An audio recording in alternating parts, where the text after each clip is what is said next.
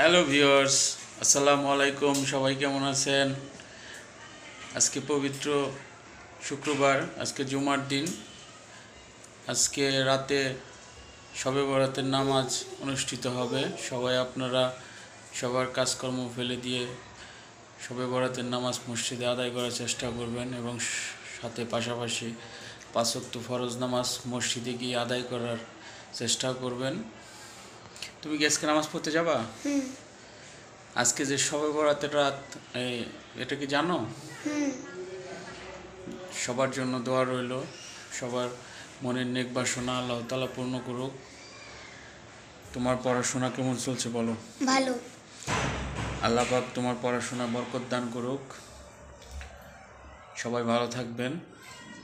আজকে পবিত্র জুমার নামাজ সবাই